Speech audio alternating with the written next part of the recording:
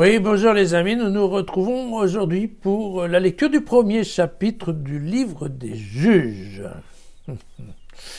Alors, je voudrais avant tout préciser une chose, c'est qu'actuellement, je pense que vous pouvez nous rejoindre également sur Spotify pour un podcast, une ligne de podcast que j'ai montée récemment.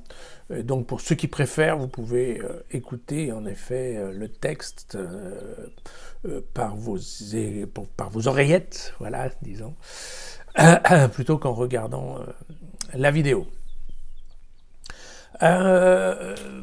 Nous allons lire notre 7e livre de l'Ancien Testament pour ceux qui suivent Jésus facile depuis le début. Et donc je voudrais juste vous replacer un peu ce livre des Juges dans une certaine suite historique, ce qu'on appelle la suite deutéronomiste, n'est-ce pas ? Car ça n'aurait aucun sens de lire ce texte en dehors du contexte des autres ouvrages de l'Ancien Testament. Donc si vous vous souvenez bien, nous avons commencé par la Genèse, qui était la création du monde et de l'homme, et la surprise de Dieu devant la violence de cet homme. Donc Dieu a essayé de faire un reset, comme on dit aujourd'hui, avec Noé. Et puis, un certain nombre d'aventures, vous connaissez, avec en effet des grands personnages, bien entendu, Abraham, Jacob, Joseph, et puis cette petite tactique littéraire qui a permis de placer tout le peuple juif avec le grand cousin Joseph en Égypte, puisque Joseph servait Pharaon. À partir de là, donc en effet, au début du livre de l'Exode, il y a un changement de Pharaon, on oublie la situation privilégiée des Juifs qui, du jour au lendemain, seraient considérés comme des esclaves. Et donc, Dieu va prendre ce peuple juif sous l'aile de Moïse et va permettre aux Juifs de sortir d'Égypte, de traverser le haut de la mer Rouge, et puis de descendre jusqu'au mont Sinaï. Et donc ça sera cette partie du voyage sous la direction de Moïse. C'est en effet ce qu'on appelle globalement l'Exode, n'est-ce pas ? Ensuite, au pied du mont Sinaï, on va s'arrêter pendant tout un livre qui sera le livre du Lévitique, puisque c'est le moment où Dieu va transmettre la loi à Moïse. D'accord ? Nous avons ensuite un 4e livre qui sera le livre des Nombres, dans lequel effectivement Moïse va reprendre son peuple, va le faire remonter. Alors il va tenter de remonter tout droit en direction de la terre promise, mais il va tomber sur un os, donc il va redescendre, il va passer par l'est, pour atterrir à l'est du Jourdain, non pas dans la terre promise, mais dans ce qu'on appelle la plaine de Moab. D'accord ? Et à la fin de ce voyage, donc qui encore une fois, cette deuxième partie du voyage, c'est le livre des Nombres, eh bien, nous allons avoir un livre qui va se passer sans bouger, c'est-à-dire dans la plaine de Moab, et ce sera le livre du Deutéronome, qui sera en fait une nouvelle alliance créée entre Dieu et son peuple, avec un certain nombre d'éléments de loi qui seront repris, ce qui ferait qu'on aura en fait trois versions des lois entre l'Exode, le Lévitique et ensuite le Deutéronome. Bien. À la fin du livre du Deutéronome, Moïse meurt dans la plaine de Moab. Et c'est en fait Josué, et ça sera le livre de Josué, qui va effectivement amener son peuple en terre de Canaan, qui correspond en fait à la terre promise. Alors, effectivement, il y a deux tribus vont s'installer à l'est du Jourdain, face d'Israël, mais globalement, et ça fera bien entendu partie de la terre promise, mais disons que globalement, la partie de la terre promise, c'est toute cette zone de la Palestine-Israël. Et donc, qui va rentrer, effectivement, qui va traverser le Jourdain pour rentrer et s'installer, ça sera Josué. Et Josué va faire cette répartition, on a vu qu'il y a une répartition un peu au hasard, en fait, du terrain, en fonction des 12 tribus, enfin des 10 tribus, puisqu'il y en a 2 qui seront installées à l'est, mais une répartition des tribus sur l'ensemble des territoires, avec et c'est bien précisé dans le livre de Josué, avec un certain nombre de poches qui n'auront pas été vaincues. C'est-à-dire qu'en fait, ça peut nous paraître bizarre, mais quand les Juifs sont arrivés en terre promise, il y avait des gens qui habitaient là, les Cananéens, avec différents rois, et eh bien, dans certains cas, ça s'est bien passé, dans d'autres cas, ça s'est moins bien passé, et ce qui est sûr, c'est qu'il y a une mixité, en fait, entre, d'une part, le peuple hébreu qui a envahi la terre promise, et puis un peuple autochtone qui, parfois, est bien resté là. Donc voilà, ça c'est le livre de Josué, et nous démarrons maintenant le livre des Nombres. Le livre des Juges. Et donc ce livre des Juges, il va traiter d'une période qui est en fait les débuts de la vie en terre promise. Josué va mourir, et après Josué, il va y avoir une période, alors bon, la période, selon comment on la calcule, si on fait le total des périodes qui sont dans le livre des Juges, ça va durer 400 ans. En fait, ça devrait surtout durer à peine 200 ans, c'est-à-dire globalement la période de moins 1200. On voit l'installation en terre promise vers les années moins 1230. Bon, disons moins 1200 à l'année 1000. Vous savez, le premier roi, ça sera le roi David. On voit ça dans les années moins 970, quelque chose comme ça. Donc globalement 200 ans. Une période un peu intermédiaire dans laquelle globalement, le peuple hébreu n'aura pas de roi, mais il y aura un certain nombre de chefs, bien entendu, et on les appellera les juges, et c'est de ça dont nous allons parler. Voilà, je commence à vous lire quelques extraits du premier chapitre. Il arriva qu'après la mort de Josué, les fils d'Israël consultèrent le Seigneur en disant « Qui de nous montera en premier contre les Cananéens pour les combattre ?» Et le Seigneur dit « C'est Juda qui montera. Voici que j'ai livré le pays entre ses mains. » Et donc, on comprend bien que c'est, en effet, l'idée d'aller lutter contre le peuple en place. Mais vous allez voir que dans ce premier chapitre, il y a un mélange historique, si on veut bien parler d'histoire, entre des choses qu'on a déjà vues dans le livre de Josué et qui sont reprises dans ce premier chapitre. Juda dit à Siméon, son frère, « Monte avec moi dans mon lot, et combattons les Cananéens. Puis moi aussi, j'irai avec toi dans ton lot. » Et alors, Siméon alla avec lui, Juda monta, et le Seigneur livra entre leurs mains les Cananéens et les Périzites. À Bézek, ils battirent 10 000 d'entre eux.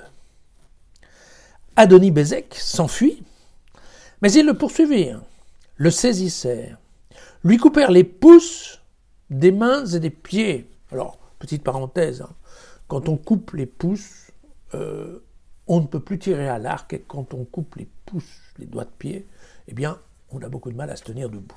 Voilà. Adoni-Bézek dit « 70 rois dont on avait coupé les pouces des mains et des pieds ramassaient les restes sous ma table. Ce que j'ai fait, Dieu me l'a rendu. On l'amena à Jérusalem, et c'est là qu'il mourut. » Les fils de Juda attaquèrent Jérusalem et s'en emparèrent. Ils la passèrent au tranchant de l'épée et livrèrent la ville au feu. Après cela, les fils de Juda descendirent pour combattre les Cananéens qui habitaient la montagne, le Néguev et le bas pays. Puis Juda marcha contre les Cananéens qui habitaient à Hébron.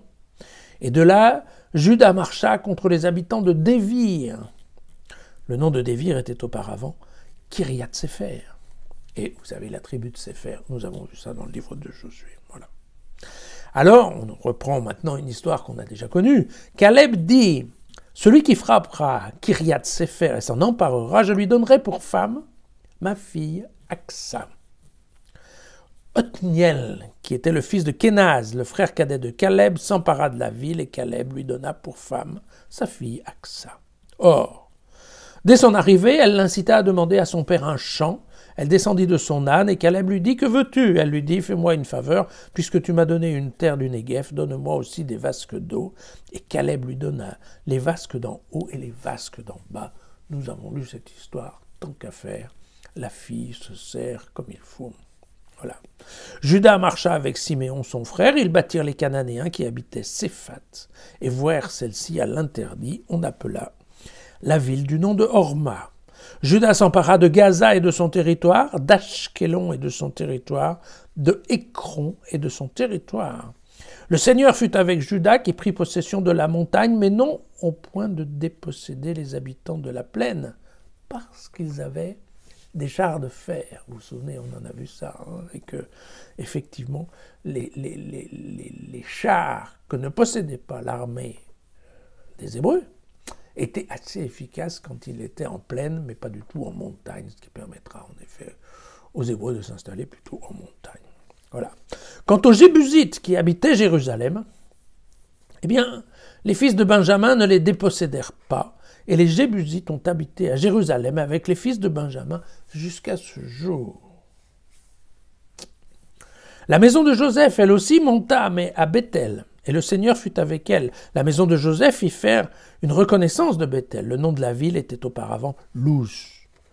Les guetteurs virent un homme sortir de la ville et lui dirent « Fais-nous donc voir par où entrer dans la ville et nous ferons preuve de loyauté envers toi. » Il leur fit voir par où entrer dans la ville, et ils passèrent la ville au tranchant de l'épée, mais ils laissèrent aller l'homme et tout son clan.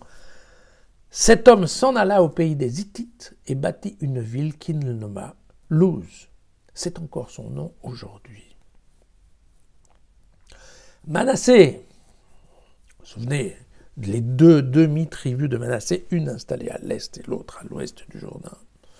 Manassé ne conquit ni Beth-Shean ni ses dépendances, ni Tanak et ses dépendances, ni les habitants de Dor et ses dépendances, ni les habitants de Yivléam et ses dépendances, ni les habitants de Megiddo et les dépendances. Et les Cananéens continuèrent à habiter dans ce pays. Éphraïm ne déposséda pas les Cananéens qui habitaient à Gézer, et les Cananéens habitèrent à Gézer au milieu d'Éphraïm. Zabulon ne déposséda pas les habitants de Kitron, ni ceux de Nahalol. Les Cananéens habitèrent au milieu de Zabulon, mais furent astreints à la corvée. Asher ne déposséda pas les habitants de Akko, ni ceux de Sidon, Aklav, Axis, Elba, Afik et Réoph. Les Ashérites habitèrent au milieu des Cananéens qui habitaient le pays, puisqu'ils ne les avaient pas dépossédés. Et Nephtali ne déposséda pas les habitants de Beth-Shemesh, ni ceux de Beth-Anat. Et il habita au milieu des Cananéens qui habitaient le pays, mais les habitants de Beth-Shemesh et de Beth-Anat furent astreints à la corvée. Les Amorites acculèrent les fils de Dan à la montagne, car ils ne les laissèrent pas descendre dans la plaine. Les Amorites continuèrent à habiter à Ar-Héres, Ayalon et Chalvim. Mais quand la main de la maison de Joseph se fit plus lourde, ils furent astreints à la corvée. Le territoire des Amorites va depuis la montée de Akrabim, depuis la roche, et en remontant.